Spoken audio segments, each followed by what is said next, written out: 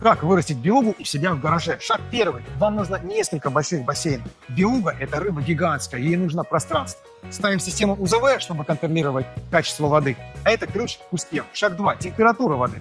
Она должна быть около 20 градусов. Для белуги важен и кислород, так что без кислородного оборудования не обойтись. Шаг 3. Белуга хищник, и ей нужен качественный корм. Можно использовать специализированный корм для осетрова. Шаг 4. Не забывайте, белуга растет долго, и ей нужно до 12 лет, чтобы созреть и начать давать икру. Я сам выращиваю белугу, и могу вам сказать честно, что это непросто. Как ее можно вырастить, смотрите видео на моем канале.